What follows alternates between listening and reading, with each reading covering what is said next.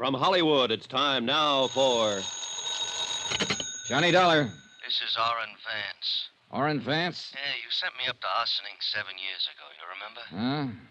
Oh, yes, I think I do. You know, I thought a lot about coming out and killing you, Dollar. Mm-hmm. But instead, I'm going to do you a favor. Yeah? Yeah.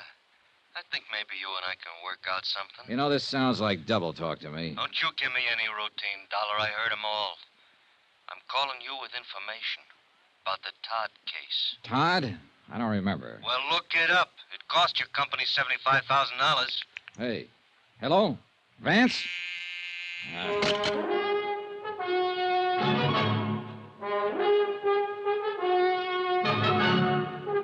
Tonight and every weekday night, Bob Bailey in the transcribed adventures of the man with the action-packed expense account, America's fabulous freelance insurance investigator. Yours truly, Johnny Dollar.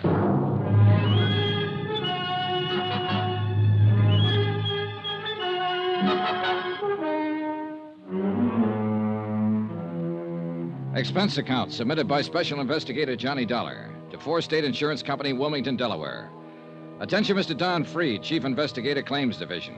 Since your office authorized me to conduct certain inquiries based on new information supplied by Orrin Vance, I am billing you accordingly. The following is an accounting of expenditures during my investigation of the Todd matter. Expense account item 1, $1.85. One phone call to Don Freed in Wilmington, Delaware to discuss the burglary that had occurred 6 months before in the Long Island home of Norman Todd. The case was a complete stalemate. The police and the insurance investigators had been unable to locate the thieves or trace any of the loot, which included jewelry, silver, and wearing apparel that had been taken from the residence. I requested Don to forward whatever details they had, along with an accurate list of the stolen items and complete descriptions.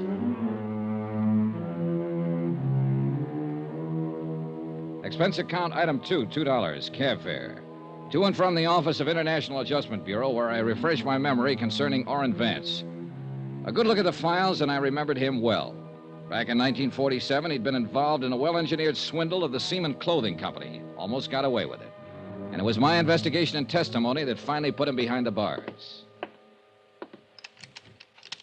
Hi. Huh? Vance? Yeah. Oh, hello, Dollar. You haven't changed a bit. You have. Yeah, sure I have. You took 7 years of my life away from me. Did you do what I told you to on the phone? People like you don't tell me what to do, Vance. Come on in. Oh, sure. Thanks. Nice place you got here. Yeah, I like it. Sit down. Tell me what's on your mind. Look, Dollar, don't treat me like a con, huh? Even if I am one. I'll sit down, yeah. I'll have a smoke with you. I'll talk with you. Okay. Okay, have one. Thanks. It's just that everybody's doing it. Treating me like that. Even my wife. Went over to see her the first day I got out. You know what? She wouldn't let me in the house. She gave me $40 and told me to go out and get a decent job. Work hard, she said, and in 6 months, if everything is okay and you're not in any trouble, you can come home to me and the kids. And if not, she says, I'm going to divorce you. Mm-hmm. What do you want me to say? Offer me a seat. Invite me to sit down. I'm a human being, too. Sure. Thanks again. Well? Why, I thought about it a lot. You know, if you hadn't been out to get me 8 years ago, I might have had you over to dinner. Maybe we could have been friends. Yeah, maybe. Now, what's this all about, Vance? Oh, okay. I can't get a job. I'll have to go in business for myself. I need a stake. That's why I called you. Go on. Now, did you do like I asked you to? Look up the Todd case? I called Wilmington about it. There's nothing new happening. I'm happening. That's something new. And I can help. For a price. All right, go on. But I want my name out of the picture. Could you fix that? Probably. But I'd have to talk to the police sooner or later. All I'm asking is your promise to keep my name out of it. Otherwise, it's no go. Well, tell me something about it before I make any promises, Vance. Fair enough. You got a list of the stolen items? Not yet. Won't be here until tomorrow. Now, when it gets here, you'll find it was a mink coat in that lot. I think most of it was jewelry, but it was a mink coat, labeled from Zellerback Furs in New York. And the inside lining carried this serial number, 27356. All right. Take it easy, Vance. Expense account item 3, $2.50. Another long-distance phone call to Wilmington and Don Freed, who verified that the serial numbers furnished by Orrin Vance fitted those in the stolen mink coat. I explained how I'd come about the information at hand, leaving out any mention of names. Freed talked with his boss and phoned me back a half an hour later. You can go ahead and work on it, Dollar. There's a $5,000 reward posted. $5,000? We'll split it between you and your friend, if anything worthwhile turns up. Okay? Suppose it's nothing. Okay. Swindle sheet, too. Right. Okay, Vance. You're in business. How does it work? You tell me where the coat is and who has it, and I'll handle it from there. If it turns out to be anything, you'll get paid for it. All I've had so far is talk. I'll tell you where the coat is and who has it. But before I do that, you give me a check. What? A check for $2,500. You date it 2 days from now. That'll give you a chance to look into it and see if I know what I'm talking about.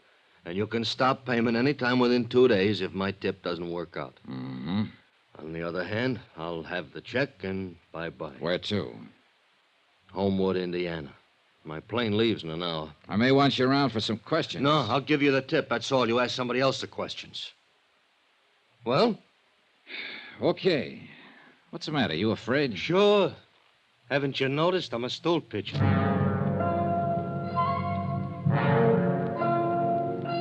I noticed, and it worried me. But I arranged for him to have the post-dated check in return, for which he gave me a name and an address. Gloria Tierney, 1231 East 57th Street, New York City. Expense account item 4, $3, cab fare to the airport. I saw Orrin Vance off on a westbound plane to Indiana. 45 minutes later, I boarded Flight 37 for New York. Expense account item 5, $18.85. The cost of getting me from Hartford to New York. I checked in at the New Weston and went directly to the Metropolitan Police Station, where I asked if Gloria Tierney had a record. A check in the police files revealed that she was not listed. About 7 o'clock, I had a bite to eat, and then I walked over to the 57th Street address, a small apartment building.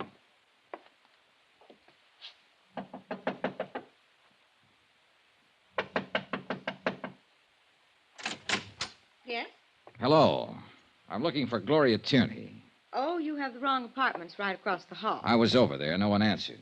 Well, she must be out. I'm the manager here. Would you like to leave your name? I'm Johnny Dollar, but I wonder if you could tell me where to find her. No, I can't, but I'll be glad to give her your name and ask her to call you. Well, that sounds fair enough. I'm at the New Weston Hotel. Oh? You're from out of town? Yes. An old friend of Gloria's? No, I'm just on business. Well, I'll tell her you came by. Good, fine. By the way, how long has Miss Tierney lived here? About a year. Why? Oh, just wondered, thank you. Johnny Dollar, New Weston Hotel? That's right. Wait a minute. Here, take my card. Insurance? Sort of. The apartment house manager, it said Ethel Stromberg on the mailbox, smiled politely and closed the door. I went outside the building and took a plant across the street.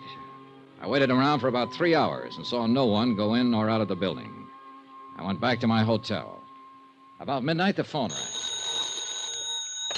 Johnny Dollar. Hello, Mr. Dollar, please. I'm Mr. Dollar. You left word for me. I'm Gloria Tierney. Oh, yes, Miss Tierney.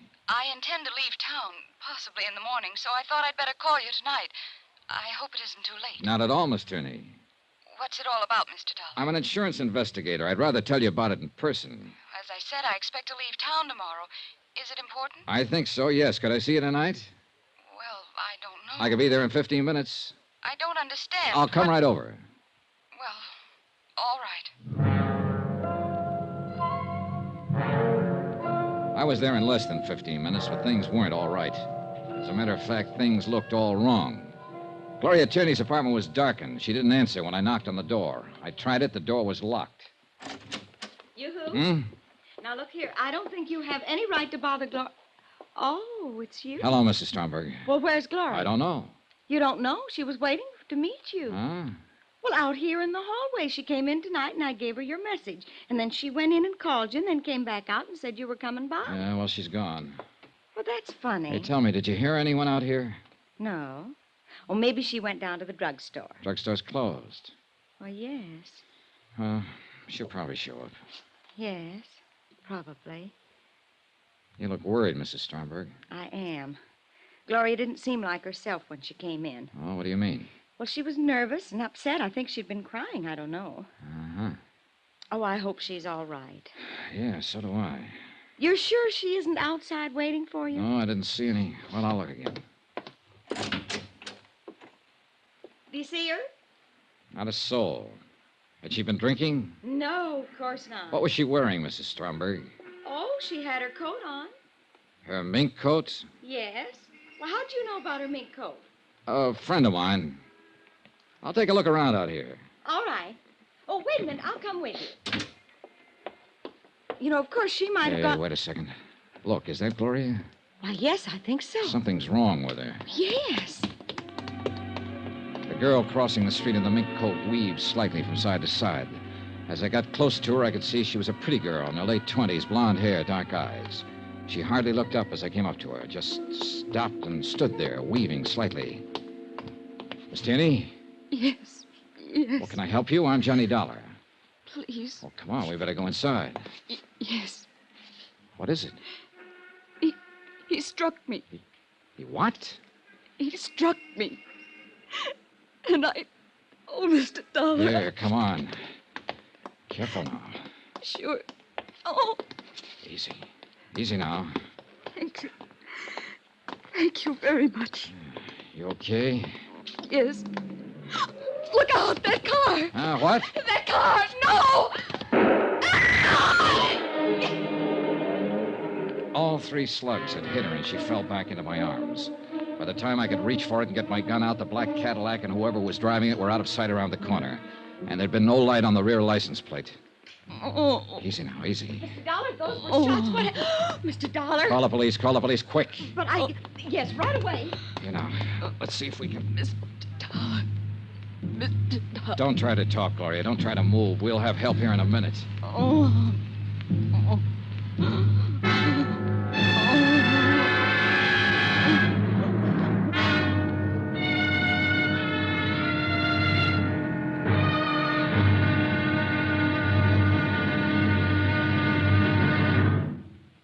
There'll be another intriguing episode in our story of the Todd matter tomorrow. Tomorrow, the same old business of murder, but with a brand new twist. Join us, won't you? Yours truly, Johnny Dollar.